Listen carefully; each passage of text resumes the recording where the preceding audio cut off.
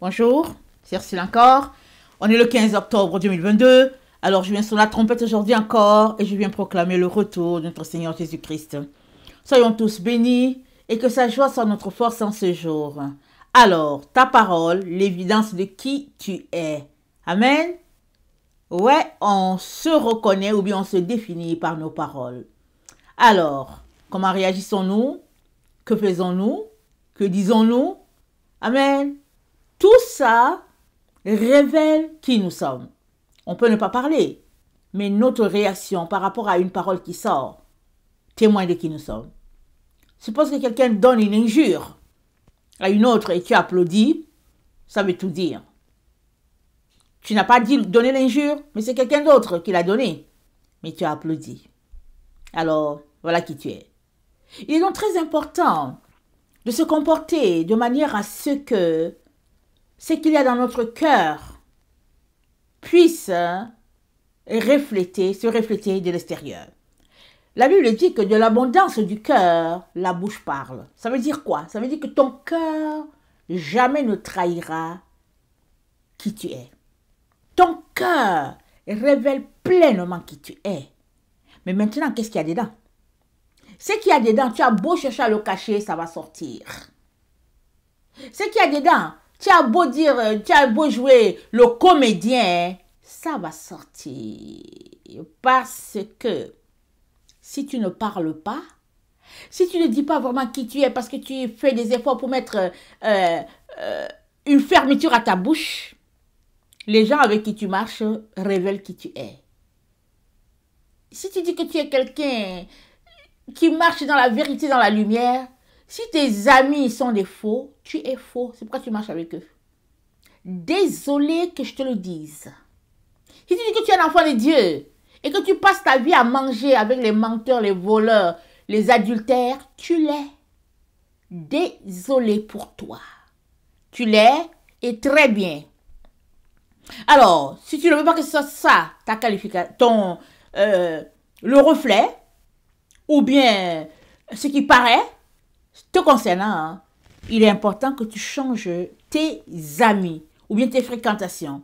Parce que la Bible nous dit très bien dans le psaume 1, le psaume que nous connaissons tous, heureux celui qui ne marche pas, qui ne s'arrête pas et qui ne s'assied pas. Parce que tes amis aussi reflètent pleinement qui tu es. Amen. Celui avec qui tu manges. Alors, si vous n'êtes pas ensemble, vous ne pouvez pas manger ensemble. Si vous mangez ensemble, c'est parce que vous êtes ensemble. Alors, vous mangez à l'occasion de quoi? Question, bonne question. C'est mieux de boire ton eau, de regarder les gens manger. Mais si tu manges avec eux, c'est que tu es pareil comme eux, vous mangez ensemble. Parce que vous priez, vous dites Amen, et puis vous mangez. Qu'est-ce que vous mangez? C'est vous seul qui savez ce que vous mangez. Alors, heureux l'homme qui ne marche pas selon le conseil des méchants, qui ne s'arrête pas sur la voie des pécheurs, et qui ne s'assied pas en compagnie des moqueurs, mais qui trouve son plaisir dans la loi de l'Éternel et qui la médite jour et nuit. Il est comme un arbre planté près d'un courant d'eau qui donne son fruit en sa saison et dont le feuillage ne se flétrit point. Tout ce qu'il fait lui réussit. Alors, tu es heureux si tu ne marches pas selon le conseil des méchants, si tu ne t'arrêtes pas sur la voie des pécheurs et si tu ne t'assieds pas en compagnie des moqueurs. Tu es heureux. Maintenant, au quotidien, est-ce que c'est ce que tu fais? Comme je l'ai déjà dit, avec qui tu t'assois pour parler, tu es pareil à la personne. Avec qui tu t'assois pour manger, même chose. Same, comme on dit en anglais, same. À chacun d'établir son territoire. Alors, ta parole, l'évidence de qui tu es. Il y a des gens qui sont tellement mignons devant les autres. Quand tu les vois dans un groupe, oh non, mais oui, mais ceci. Cache-toi, sois une caméra cachée. Dans leur quotidien, leur comportement envers leur mari ou bien leur comportement envers leur femme ou bien pire, envers les enfants. Sois une caméra cachée et tu verras qui est la personne. Tu verras qui est la personne. Vous savez, en Afrique, il y a des oiseaux qu'on appelle des mange-mille. il marche toujours avec les moineaux. Les moineaux sont tout petits, tout frêles. Et les mange-mille, c'est des oiseaux jaunes avec une tête noire. Ils aiment manger le mil. OK? Alors, on était 5 à la maison et mes parents ont élevé d'autres enfants. OK? Ce qui fait que dans une rentrée scolaire, on pouvait être à la maison 10. Ce qu'on trouvait déjà difficile. Mais par la grâce de Dieu, en tout cas, on a grandi comme ça, avec les parents qui ont toujours donné un coup de main aux autres. Et mon père, quand il parlait de nous, il aimait toujours dire les mange-mille. Parce que les oiseaux qu'on appelle mange-mille, non seulement ils aiment manger le mil, ou bien si on appelle le millet, mais ils sont toujours en train de faire tout le temps. C'est comme ça qu'on sait que les oiseaux, en tout cas quand on entend les oiseaux, on regarde par la fenêtre pour voir, et on va voir qu'il y a soit des grains de riz, soit des grains de mil et tout ça et tout. Mon père, il aimait dire ça, mais il s'amusait.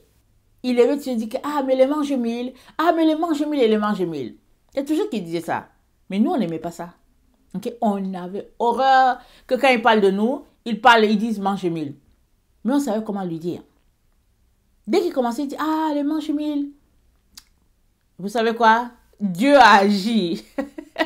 Un jour, je ne sais pas si le pasteur de notre église avait entendu ça, était venu à la maison, je ne sais plus. J'étais jeune, j'étais dans la quinzaine. Alors, le pasteur vient prêcher. Alors, il dit que, il y a de ces parents qui passent leur temps à insulter les enfants pour rien et tout et tout. Et puis, si tu es un vrai homme de Dieu, tu ne peux pas insulter les enfants. Dans le fond, mange-mille, ce n'était pas une injure, n'est-ce pas? Ce n'est pas une injure. Mais c'était une façon de parler, mais juste pour faire rire. Quand il parlait, il disait toujours, les mange-mille. Les gens riaient et tout ça. Mais nous, ces enfants, n'étaient pas des mange-mille. On avait un nom et puis on avait horreur. Quand on se retrouvait entre nous, on disait, mais c'est quoi son problème de nous appeler des mange-mille? Surtout qu'on n'aimait pas le mille. Le pasteur a prêché. Il a dit, votre langage doit témoigner votre amour vis-à-vis de vos enfants. Vous devez laisser certains langages. Alors, ça a marqué mon père à tout jamais. Au bon bonheur de ses enfants. Alors, après la prédication, quand il a prêché, il a parlé de la puissance de la parole et de ses effets. Alors, nous, on était contents parce qu'on était assis là, on chantait à la chorale, et puis on était contents, on s'est dit, un bon message, ça peut bien s'appliquer à ce qui se passe avec papa. Mais au fait, mon père avait très bien saisi le message. Très bien. Depuis ce jour-là, il avait arrêté de nous appeler des mange-mille. Il avait arrêté sa blague. Parce que c'était pour lui une façon de faire rire les autres. Mais on était jeunes, mais on n'aimait pas ça, on avait horreur.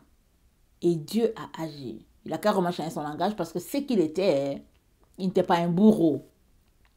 Il était un père rempli d'amour, d'attention pour ses enfants, toujours au bon soin, toujours en train de savoir est-ce que nous avons étudié, qu'est-ce que le professeur a dit. Il était toujours en train de vérifier nos devoirs, tout ce qui nous manquait. Il était toujours, tous les matins, mon père était là. Il nous voyait partir avec le chauffeur.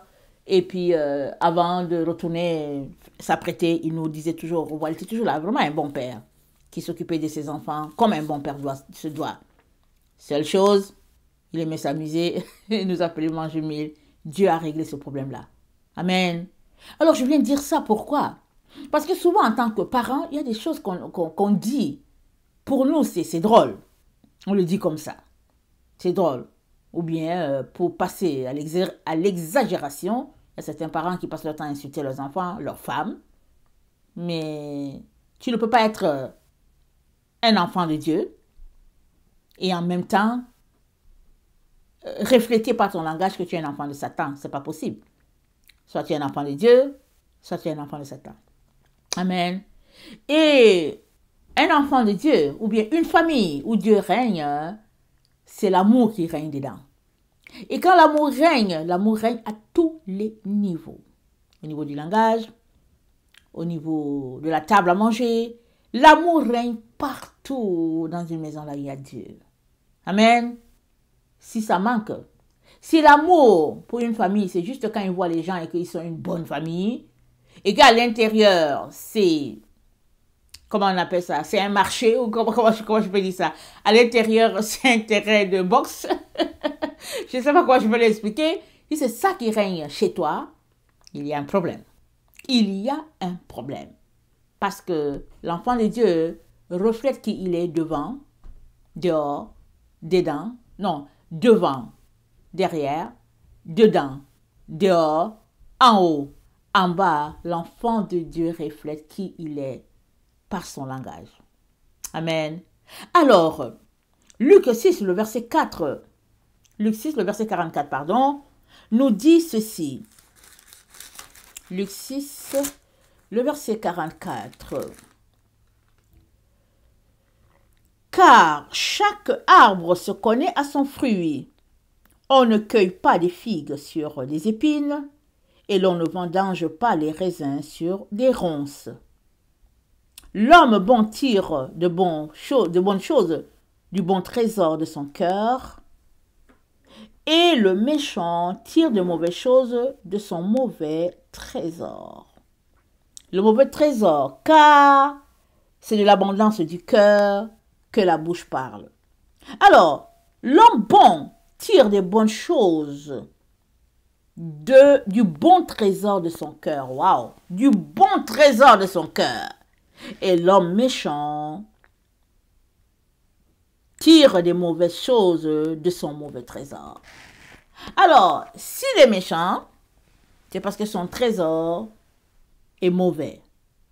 Et qui bâtit le trésor? C'est chacun qui bâtit son trésor. On connaît bien la fourmi. La fourmi, elle a un grenier fourni. Alléluia, amen. Elle a un grenier fourni. parce que l'été, la fourmi, elle passe son temps à amasser. Alors, j'ai déjà raconté ça plusieurs fois. Quand j'étais petite, je passais ma vie à regarder les fourmis. Vous savez, en Afrique, il y a beaucoup de fourmis. Tu peux juste être assis là et les fourmis vont passer. Alors, moi, j'aimais les regarder. Et puis, les fourmis sont pressées. Elles sont pressées pour aller chercher les grains pour venir mettre dans le trou. Alors, le seul problème, c'est que tu ne peux pas savoir c'était laquelle des fourmis qui était passée là et c'est laquelle qui revient. Tu peux pas savoir. Tu sais seulement qu'elles sont pressées. Quand elles partent, elles ont un grain accroché, je ne sais pas si c'est à leur patte ou quoi. Quand elles reviennent, il n'y a pas de grain. Donc, tu les vois tous aller en une direction et de la direction là, ils reviennent, ils ont tué un grain. Ils passent à faire ça tout l'été. Le seul jour où ils font pas ça, c'est qu'il est en train de pleuvoir. Elles sont quelque part. Dès que la pluie cesse, quand c'est sec, elles sortent. Elles s'en vont travailler. Alors, moi je me suis dit, si je pouvais juste voir le trésor qu'elles avaient, le trésor des grains qu'elles avaient, si je pouvais juste voir, j'aurais aimé voir ça. Mais, hélas, j'étais un humain. Tout ce que je pouvais voir en tant que petite fille, c'est de m'asseoir là et puis les regarder, aller et venir. Mais elles travaillent, les fourmis. Elles travaillent. Et chaque personne amasse dans son trésor qui est le cœur. Chaque personne amasse. Je ne sais pas qu'est-ce que toi tu amasses, mais c'est dit que ton trésor c'est ton cœur.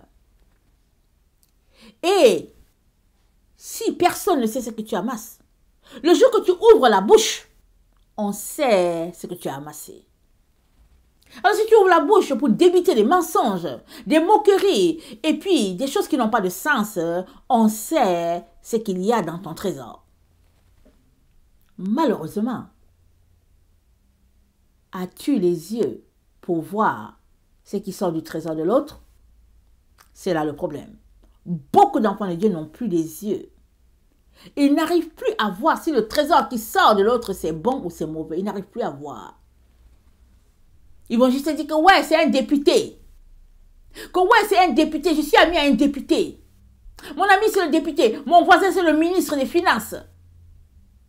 Mais d'accord, que ton voisin, c'est le ministre des Finances. Mais qu'est-ce qu'il raconte? Quand vous vous retrouvez là, c'est quoi qu'il te raconte? Des bobards, excusez le mot, des mensonges, des conversations qui n'ont pas de sens. Qu'est-ce qu'il te raconte? Parce qu'il a beau être le ministre des Finances, il a beau clamer son appartenance à Christ, il se définit par ce qui sort de sa bouche. C'est ça que la Bible dit. Et nous devons faire très attention à prêter l'oreille à ce que les autres disent. Alors, il y a des gens qui sont très rapides. À leur défaut, n'est-ce pas? Je fais partie de ces personnes-là. Dès que j'entends une personne une première fois, c'est qu'ils sont une première fois, j'ai déjà fait mon idée. Et puis, bon, il se pourrait que ce soit juste que la personne, c'était un abus de langage. Il se pourrait. Mais, dès que j'étais entendu une première fois, j'étais déjà classé, au fait. J'étais déjà mis dans une bonne catégorie. J'ai déjà fait mon idée, si tu es à gauche ou à droite. Maintenant, je vais t'écouter une deuxième fois. Et entre-temps, je vais prendre le temps en train de demander au Seigneur, qui est cet homme-là, qui est cette femme-là, Seigneur, qui est-il?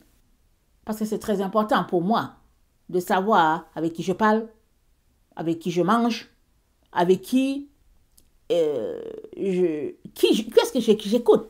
C'est très important. Parce que tu es du type de personne que tu côtoies. Sûr et certain. Les personnes que tu côtoies, ils sont de ton type. Jusqu'au jour où Dieu enlève les écailles et que tu vois que, au fait, on n'est pas du même type, au fait. On n'est pas la même famille. Alors, il est très important que tu prêtes oreille à ce qui sort de la bouche de l'autre. Proverbe 4, le verset 23, ça dit ceci. Garde ton cœur plus que toute autre chose, car de lui viennent les sources de la vie. Écarte de ta bouche la fausseté, éloigne de tes lèvres les détours. Alors, pourquoi écarter la bouche de la fausseté? Parce que si ta bouche débite juste la fausseté, ça va aller se loger dans ton cœur. Parce que ton cœur, c'est le grenier. Amen. Ton cœur, c'est le grenier de tes trésors. Tu ne peux donc pas, en même temps, stocker dans ton grenier de la bonne nourriture et en même temps stocker la nourriture avariée. C'est pas possible. Parce que la nourriture qui est avariée va aller contaminer la bonne nourriture. Les bons grains seront contaminés par les grains qui sont déjà pourris. Et très souvent, avant que les gens mettent des choses dans le grenier, ils prennent le temps de trier, de s'assurer que c'est les bons grains qu'ils ont mis.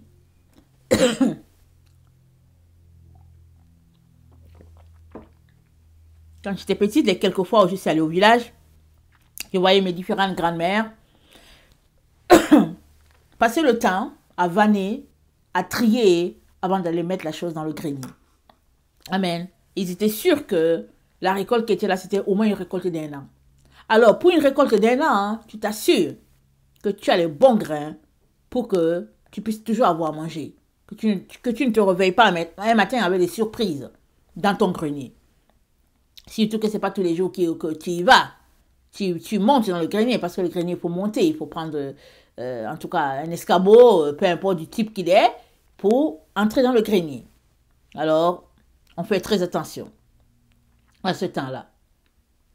Alors, l'homme bon tire les bonnes choses de son trésor, de son bon trésor qui est dans le cœur, et l'homme mauvais tire les mauvaises choses de son trésor aussi qui est mauvais. Car la parole qui sort de l'être humain révèle qui il est. Or, la parole, c'est un fruit. Amen. La parole, c'est un fruit.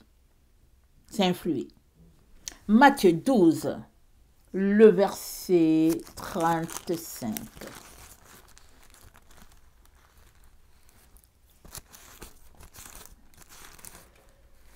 Matthieu 12, le verset 35.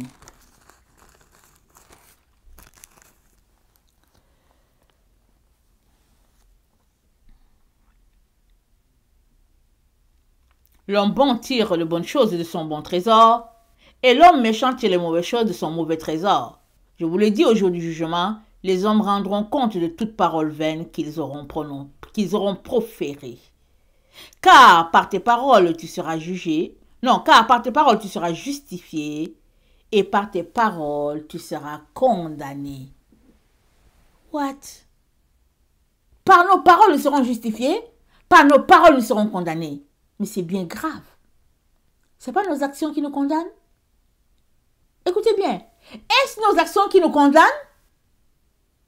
selon ce verset, ce sont nos paroles qui nous condamnent. Et c'est grave. Parce que tes actions reflètent tes pensées, tes paroles. Même si ta parole, même si la parole n'est pas sortie, ton action reflète ta pensée. Oh oui. Avant que la chaise soit conçue, je suis assis sur une chaise alors que je suis en train d'enseigner. Je suis assis sur une chaise. Mais la personne qui l'a fabriquée, même si ce n'est pas elle qui l'a conçue, elle a reçu la maquette de quelqu'un d'autre qui l'a pensée. Amen. La chaise, c'est la pensée de quelqu'un. Et il l'a pensée, il l'a dessinée, et après on a commencé à faire des chaises sur la terre. Maintenant, si ma chaise, là, moi j'ai une chaise simple, je suppose que j'ai une chaise taillée de telle sorte que le dossier soit arrondi avec, comment on appelle ça, le dossier est bien arrondi et à l'intérieur, il y a encastré un miroir rond, exemple. Ça, la personne qui l'a pensé, elle l'a pensé avec un reflet, ok? Et on voit très bien la pensée de quelqu'un et il va nous dire la fonction du miroir dans une telle chaise. Qu'est-ce qu'il voulait? Qu'est-ce qu'il voulait représenter? Il n'a pas forcément besoin d'être là. Il est tout simplement en train de nous dire qu'il a conçu la chaise pour que la chaise là envoie une image de notre dos. Alors tu peux te demander, mais pourquoi? Pourquoi il veut prendre l'image du dos? Qu'est-ce qu'il veut faire avec? On ne sait pas. Mais vous savez, c'est une image, c'est une pensée qui m'est juste venue comme ça pour expliquer ce que je suis en train de dire. Alors, par nos paroles, nous serons jugés. Par nos paroles, nous serons condamnés. Ce n'est pas nos actions. Jésus n'a pas dit, par nos actions, nous serons jugés. Par nos actions, nous serons condamnés. Non, non, non. Il nous dit que c'est par nos paroles que nous serons jugés et c'est par elles que nous serons condamnés. Parce qu'effectivement, les paroles sont le fruit qui révèle qui nous sommes. Sont le fruit qui révèle qui nous sommes. Alors, les paroles sont le fruit. Maintenant que le fruit est là en main, il va servir soit à faire du jus, soit à aller dans un repas. Je suppose que le fruit qu'on a, c'est une clémentine. Ok? Alors, ça peut servir peut-être à faire du jus de clémentine, ou bien ça peut servir à faire une salade César avec sésame et puis des quartiers de clémentine, ou bien ça peut servir à faire un gâteau, je ne sais pas. Mais toujours est-il que le fruit, c'est la clémentine. Alors, les paroles, c'est le fruit. Mais le fruit, ça vient d'où? Ça vient de ton trésor qui est à l'intérieur. Ça vient de ce que tu as planté dans ton champ. Et ton trésor qui est ton cœur, c'est celui ton champ. Qu'est-ce que tu y plantes à tous les jours? Que sèmes-tu dans ton trésor? Qu'est-ce que tu sèmes? Qu'est-ce que tu mets? Parce que ce que tu mets dans ce sol-là, ça va produire à coup sûr. Ça peut donner du néant. Ça peut donner quelque chose qui est vraiment dégoûtant. Ça peut donner aussi quelque chose qui est très bon. Et ça dépend de comment tu sarcles ton sol, comment tu l'arroses, et puis comment tu mets les engrais. Ici, les engrais étant effectivement la parole de Dieu, et puis tout ce qui se rapporte à la parole de Dieu, la doctrine de Christ, et puis voilà, etc. Alors, dans le psaume 37,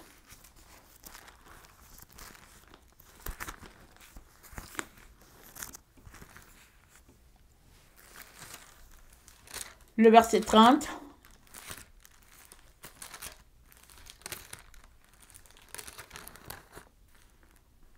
c'est dit: la bouche du juste annonce la sagesse et sa langue proclame la justice. Voilà. Le juste, il est reconnu par le fruit de ses lèvres. Ça annonce la sagesse, ça annonce la justice.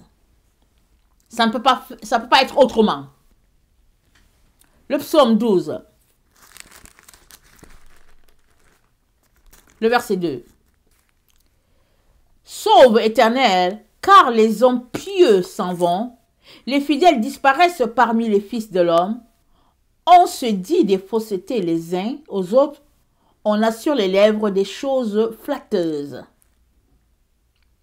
On parle avec un cœur double. Voilà le trésor du méchant. Voilà ce qui se trouve dans le champ du méchant. Des paroles flatteuses. Un cœur double. Des faussetés. Ils sont là, ils se racontent des faussetés, ils se disent que ouais. Et puis bon, c'est là, ouais. Et puis, juste les mensonges. Si tu te retrouves dans cette catégorie-là, tu es classé parmi les méchants. Et je suis sûre que tu n'aimerais pas que Jésus-Christ à la fin te donne une récompense de méchant. Je suis sûre que tu n'aimerais pas. Il est donc très important que tu sortes d'un tel milieu. Il est très important que tu ramasses tes jambes à ton cou. Ne participe pas au péché des autres. Laisse l'autre avec son péché. Laisse-le aller. Il sait pourquoi il se comporte comme ça. Mais pourquoi t'entraînera-t-il dans sa chute? Plusieurs sont dans le gouffre parce qu'ils ont été entraînés par leurs leaders, leurs différents leaders. Ou bien la personne qui les gère, disons-le comme ça, la personne qui les gère. Ta bouche reflète qui tu es. 2 Corinthiens 4.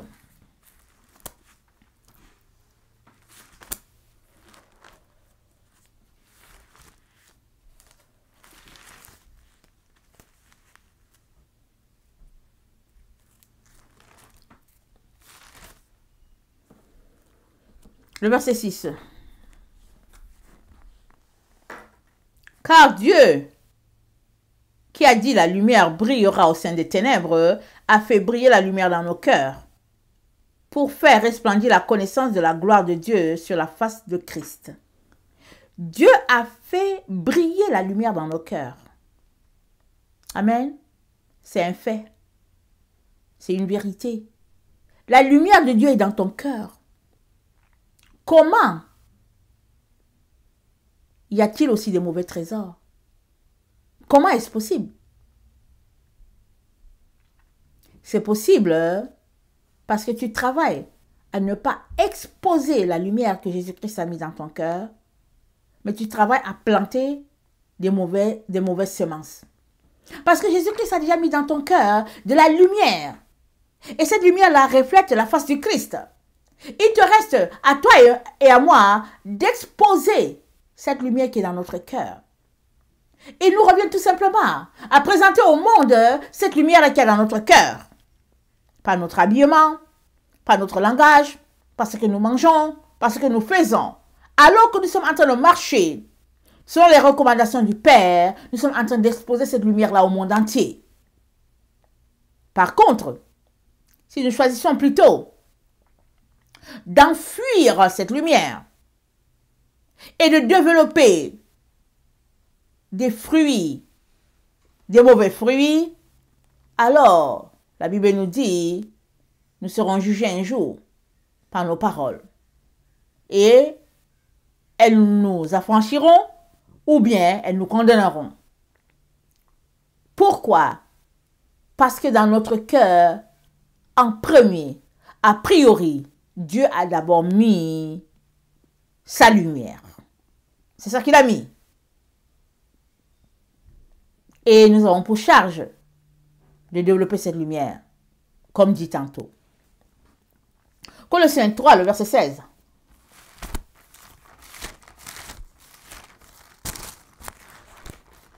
Excusez-moi.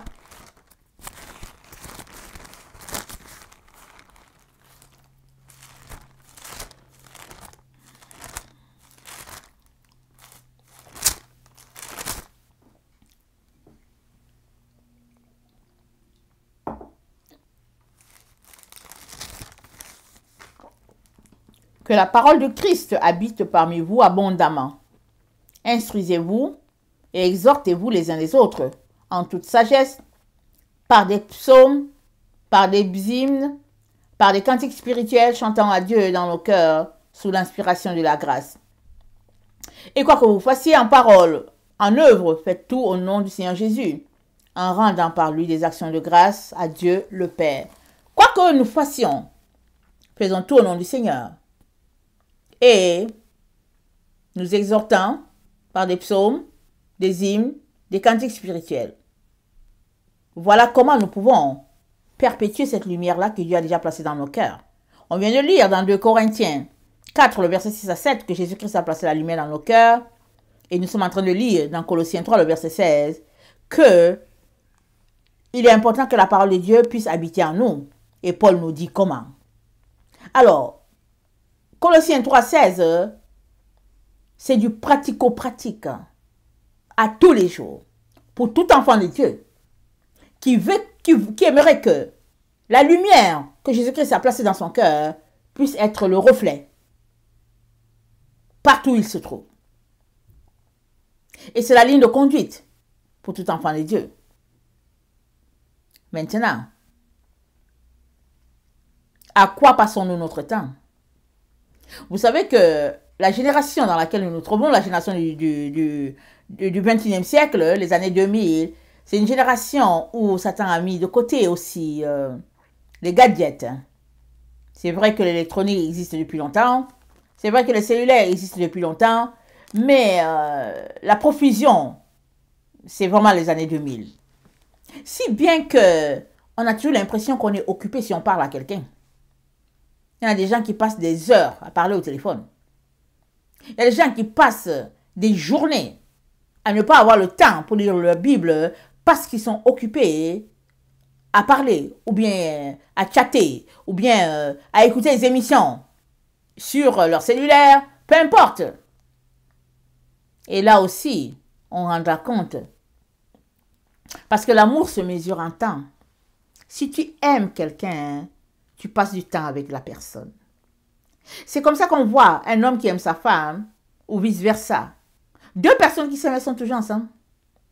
Elles sont toujours ensemble. Même si le couple, ça fait 50 ans, elles sont toujours ensemble parce qu'elles s'aiment. Elles aiment toujours être ensemble. Elles sont inséparables. Elles veulent... C'est la preuve de l'amour. Et qu'est-ce qui lie deux personnes qui sont toujours ensemble?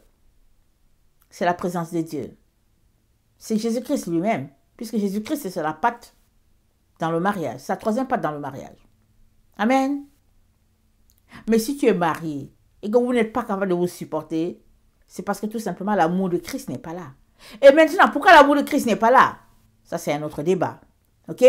Parce que l'un peut être chrétien et l'autre pas. Je veux dire, l'un peut être l'enfant de Dieu et l'autre pas.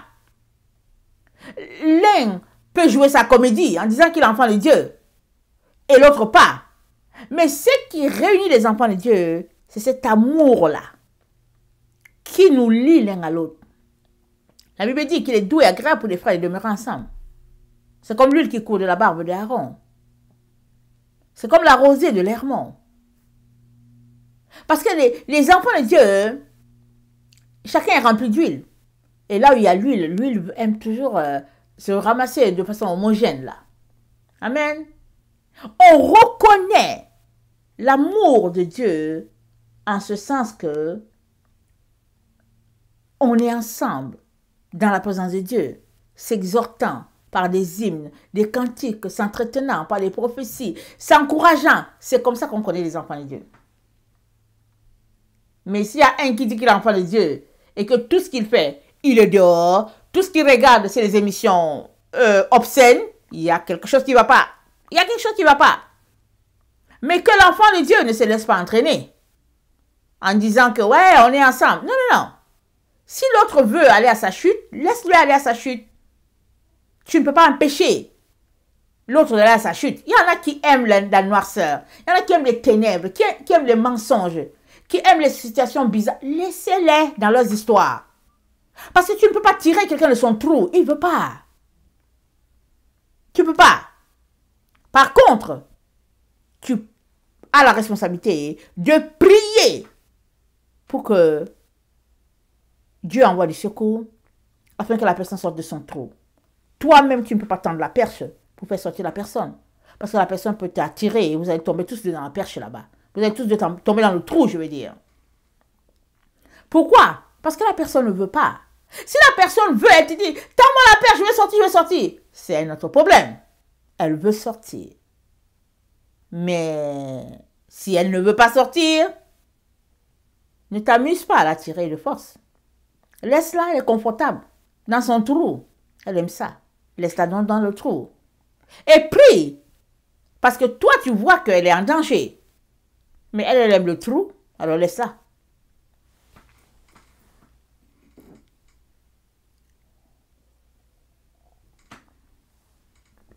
Jacques 3,12.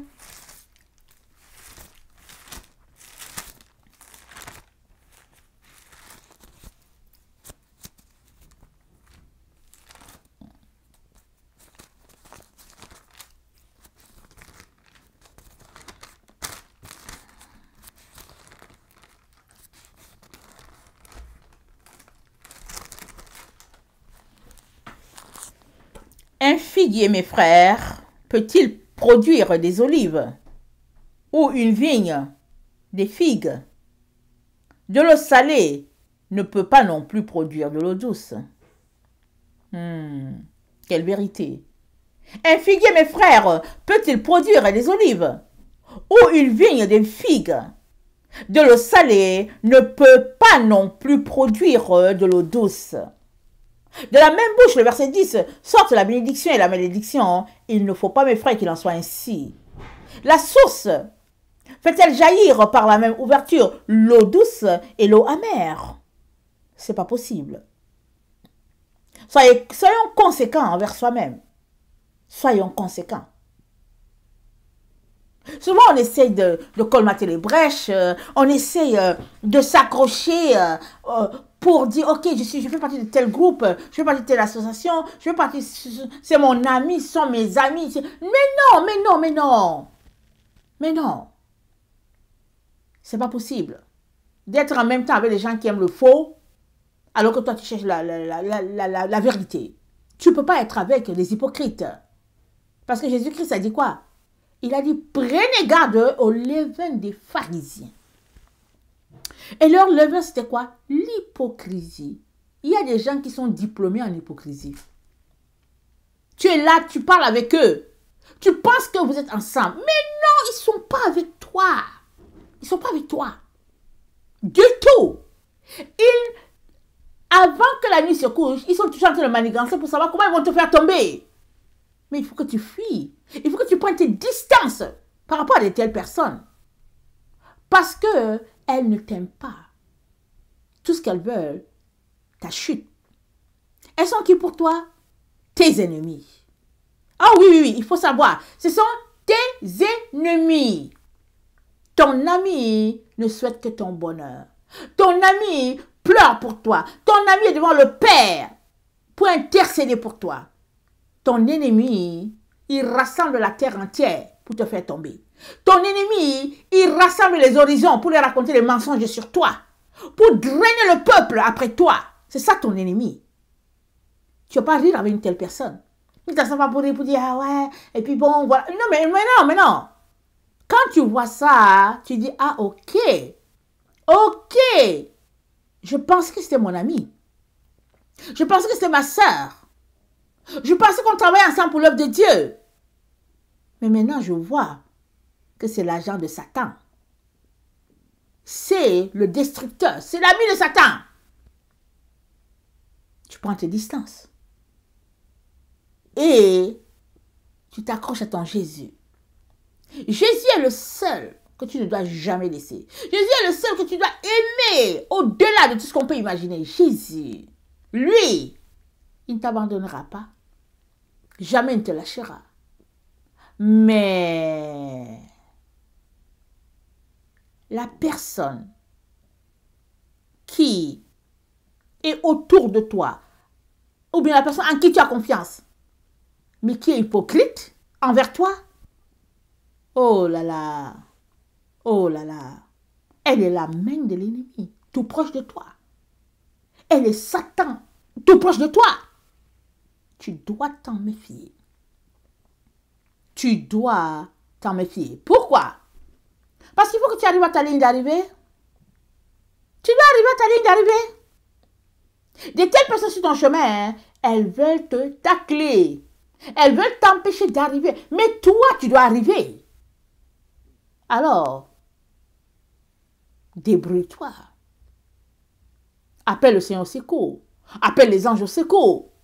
Mais garde une bonne distance avec de telles personnes. Elles te détestent. Elles ont un agenda caché.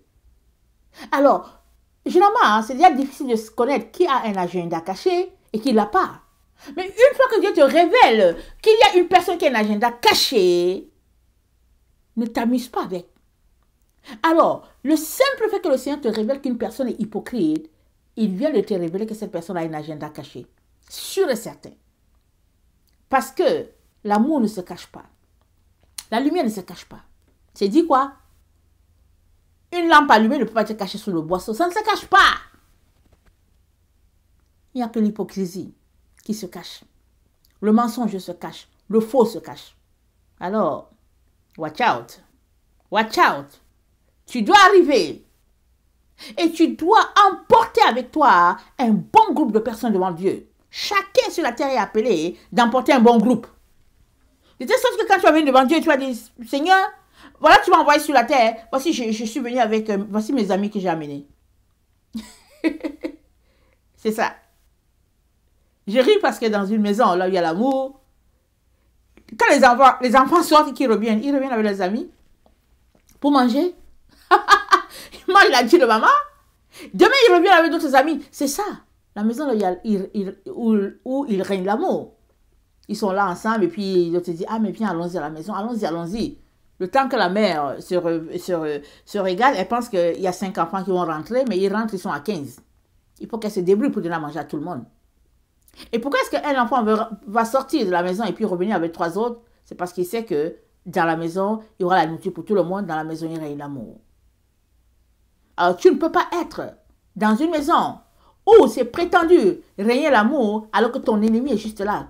Ton ennemi surveille tous tes pas pour savoir comment te faire glisser, comment mettre une peau de banane pour que tu tombes, comment répandre une traînée de bonne odeur, je vais dire entre guillemets, une traînée de propos diffamatoires, et puis tu es là, en train de dire que, voilà, et puis en train de justifier. Non, non, non, ça ne marche pas.